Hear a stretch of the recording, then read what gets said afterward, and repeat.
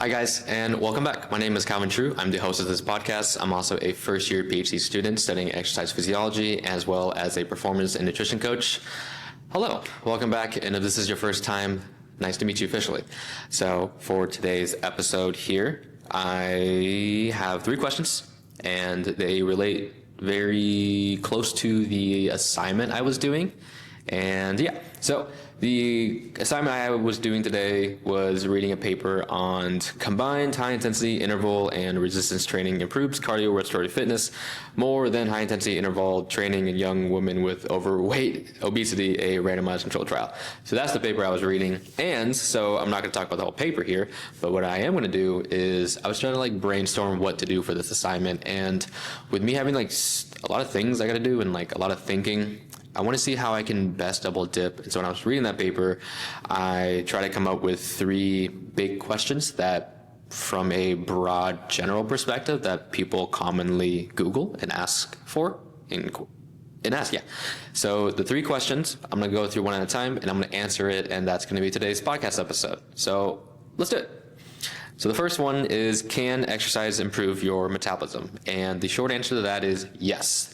The long answer to that is okay. So you might be thinking, exercise, metabolism, so what type of exercise should you be doing? And I don't like the word should, because that almost implies you should do a certain type of modality, when it's really up to you and what is the form of exercise that you feel the least amount of barriers and that you most likely will adhere to, most likely will come back and do it, and that you can actually find enjoyment out of it. And you do have the autonomy, because you are an adult. I'm assuming that you're an adult listening to this, is that you have the autonomy to switch between all the different modes, all the different styles of training as you would like. You can lift weights, you can do cardio, you can do pickleball, you can do HIIT classes, you can do Pilates, you can do CrossFit, you can do all the different types of disciplines across the entire spectrum and train as many different qualities as you want. Because I understand that one of the big thing when it comes to exercise is you have to actually enjoy it. And so you will shift what sounds fun to you over and over and over again.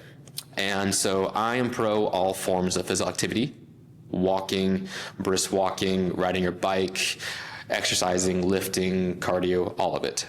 So all of those forms helps to improve your cardiovascular health, your metabolic functions, your cognitive functions as well, brain health, metabolism, muscle, all of it. And so now when we're talking about metabolism, what is metabolism? So think of this as your body's complex intricacies, highway network of how all the different functions and all it does what it needs to do to keep you functioning and living. So that's the cool part. And so if you want to think about metabolism, one frame that you can think of is your total daily energy expenditure. So this is broken down by a couple different components. The largest one that you may have heard is your BMR, or RMR if you're in the research world, but it stands for basal metabolic rate. So think of this as the number of calories that you need to burn to keep the lights on. So you're paying rent. This is just your non-negotiable need every single month that you gotta do to pay rent to live in the house. So it's the same thing for your body. Your body's BMR, it's just something you have to do. So your body's constantly using energy and calories to function, to fuel your brain, your organs, just everything you sitting there existing, listening to this right now.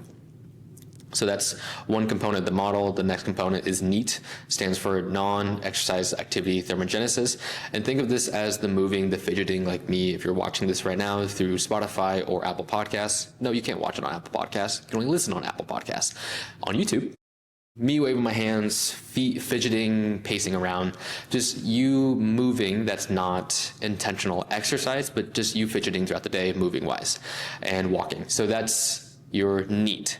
After that one is thermic effect of food. So the amount of energy that you use to actually break down the substrates, the components of the food that you are consuming, from the protein, the carbs, the fats, the whole thing. And so that's your thermic effect of food. Yes. And the next one is thermic effect of exercise. I think about TE. Eat. Exercise, activity, thermogenesis. That's it. Sorry. Brain's a little foggy right now. So eat. EAT. Exercise, activity, thermogenesis. That is the amount of calories that you do burn from your structured exercise training, your cardio, your lifting. And notice how the order that I lay that out, it goes in the order of the ones that actually burn the most amount of calories. So your BMR are roughly ranges around, depending on the person, it's kind of not as modifiable, but for some it actually is your BMR accounts for about, say, 50 to 70% of your TDEE, total daily energy expenditure, which is the whole pie. And then the next one is your NEAT. Your NEAT can stand for 20 to like 30%. Something like that. These are rough numbers I'm pulling out right here, and that's largely modifiable. Your BMR, you can't really do too much with that one. You can't really turn the dial so much, but your NEAT you can by walking a whole lot more. And there is areas of research where they're diving into the differentiation between conscious, like you actively going for a walk, you actively moving your hand, fidgeting your feet, to unconscious of you unconsciously moving more or moving less, depending on the amount of calories you do have inside your body, which is cool. But to keep it really clear right now is think of that. You're walking, you're fidgeting, and now moving on to thermic effect of food.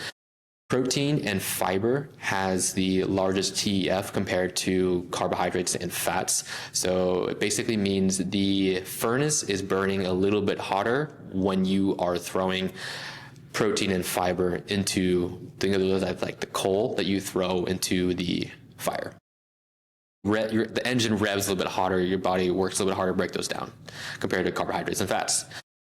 And then you go into exercise, the actual exercise you are doing. And so notice how in that hierarchy, you don't burn as much or expend as much energy and calories compared to everything else than exercise. So that's why trying to work back the calories that you burned in your diet doesn't really work too well, because depending on what you're doing, people don't burn as much calories as like your watch, like your fitness watch tells you. It's super inaccurate. Like my Garmin right now, if I went to go work out, or your Apple Watch, and it says you burn like 5, 7, 8, 1,000 calories, most likely it's incorrect. I think if I remember right, it has anywhere between like a 30 to 93% error rate. So not the most reliable, huge error rate.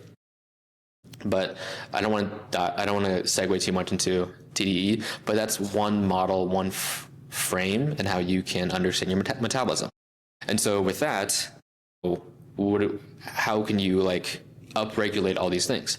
Well, exercise helps you build more skeletal muscle. So that's the skeletal muscle in your legs, your body, it's the contracting muscle that you use to move around the world. That's your skeletal muscle. Just like how you have smooth muscle, which is involuntary. So that's like the smooth muscle I'm drawing a blank right now. Well, you have smooth muscles that you don't really voluntarily try to contract, but me like contracting my forearm right now, those are voluntary skeletal muscles that I'm contracting. Or like your heart has cardiac muscles that is pumping on its own. You don't sit there and tell your heart to pump, but it just pumps on its own. And so the more muscle you do have, the more your metabolism likes that. So back to your BMR, the engine revs a little bit more. A lot of the machinery, if you want to view it in that model of your body, a lot of systems are turned on and pipes are being cleared. It's like the oil is being changed and it's starting to rev and run a little bit hotter, a little bit more efficient, and you start to like that.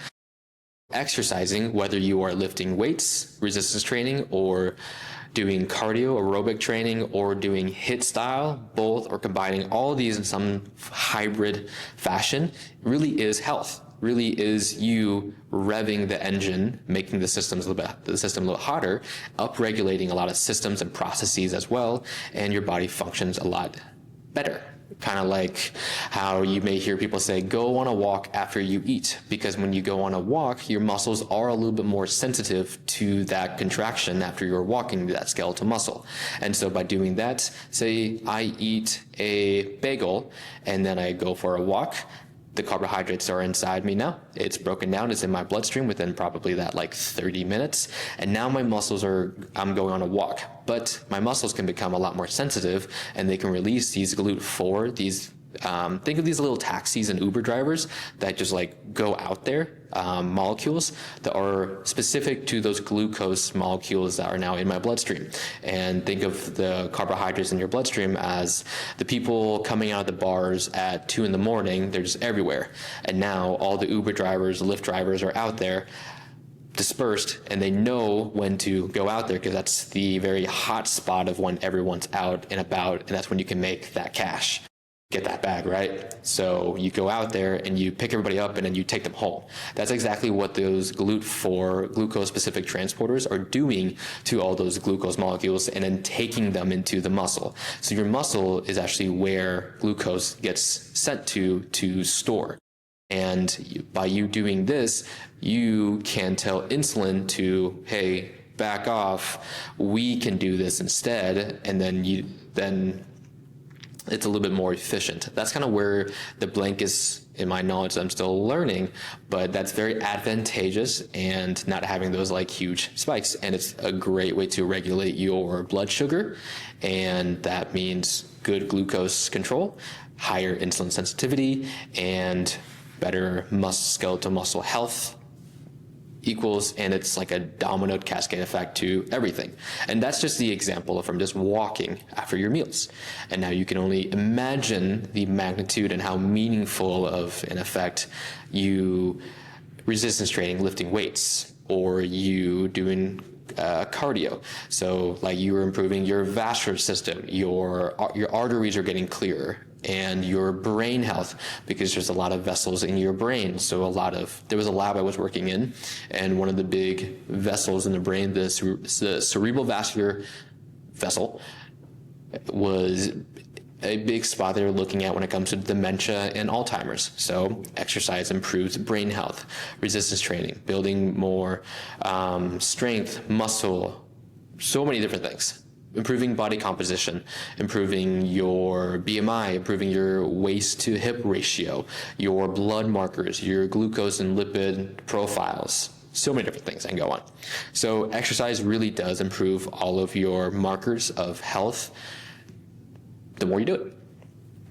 And in future episodes, and as I continue to keep learning and refining and getting better at articulating, I can go into even more of the nuances, but from a broad stroke, you can understand that physical activity from just walking or any exercise modality has huge benefits to your health, both acutely as well as chronically and in a positive manner. Really dope, right? The next thing, how much exercise do you need to do to see results? And so this is where every single rep does count. However, the more you invest in, the more you do get back. It's pretty straightforward there.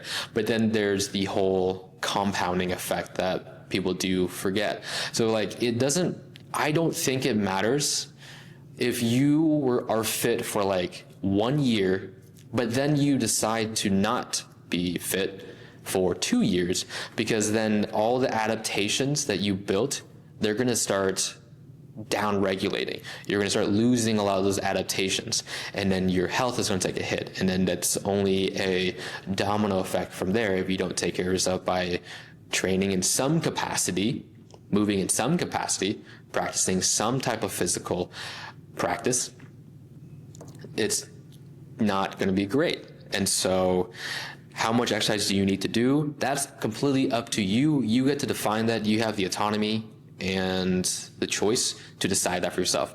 Maybe with your schedule, a lot of ways that I talk to people is start forward thinking and backwards planning. So understanding, how can you make this a rhythm, a song and dance that you don't really hop off the ride? And so does that mean maybe 1 session every week? Maybe it's 2 sessions every week.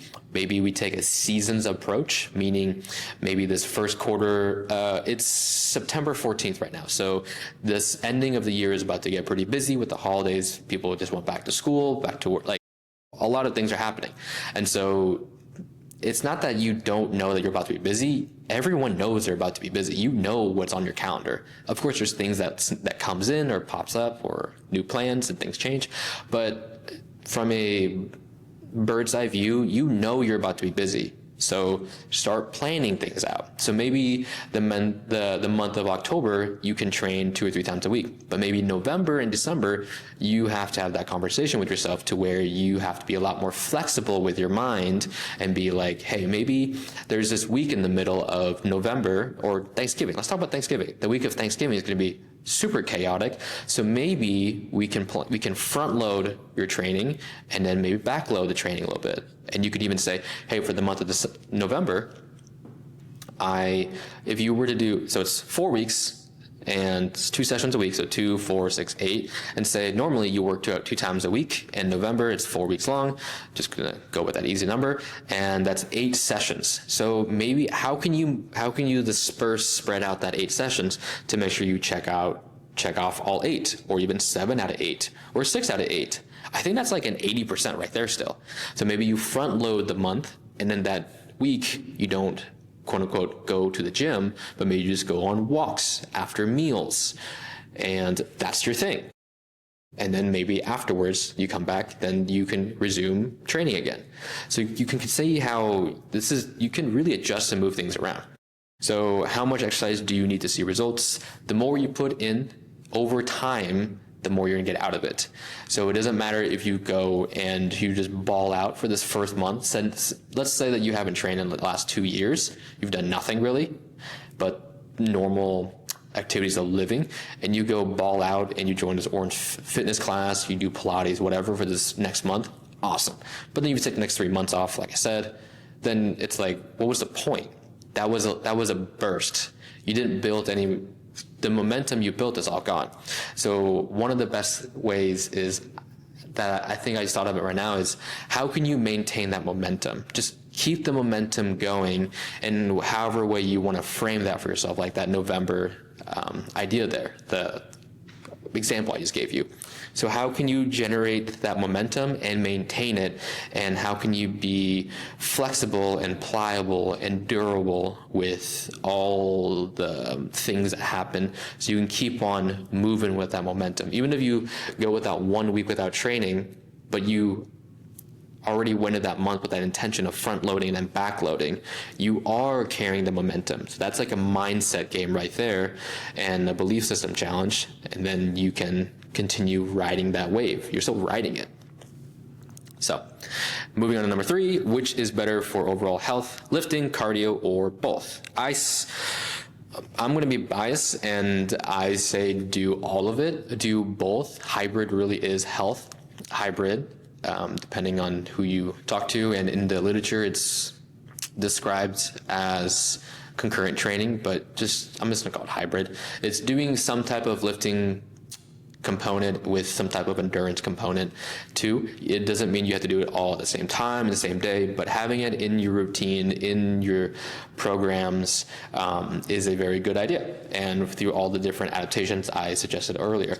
Of course, in their respective modalities, there are specific adaptations that are specific to each one, but a lot of them do overlap. For example, cardio, you are improving mitochondria density. So that's, if you remember back from like 8th grade biology, mitochondria, it's one of those organelles inside your cells, and it's where a lot of the ATP, the energy, the currency, like the money system that your body uses for like energy is produced. So it does help the mitochondria there, and you do develop more vascular system, capillary density, where oxygen exchange happens. So then your body's able to use oxygen and send it to working muscles, and then so absorb it and utilize it much more efficiently. And so that's only more positive from there. Vascular health, making sure that you reduce your chances of developing any type of like cardiovascular or atherosclerotic issues or metabolic functions, things like that. So a lot of aerobic type of adaptations comes from cardio specific to that. But just because of you do that does not mean you're not going to get vascular benefits from lifting as well. It's just a little bit different since you're not doing that like rhythmic, continuous perfusion of blood through everything and developing that adaptation, and through some of the different physiological mechanisms like the switches, like AMPK versus like mTOR for like hypertrophy muscle protein synthesis. So with lifting, you get different adaptations, and it does make the, say, your heart stronger at pumping out blood out of the left ventricle. So by improving your cardiac output, improving your stroke volume, blood coming out, things like that. Other adaptations from the muscle part, from the glucose control, so many different things. So which one is better? It's debatable depending on the context, but I say do both of them, and it makes your training so much more fun, and you can see what you can do and areas where you can improve, and by like foundationally improving your health, improving how you feel.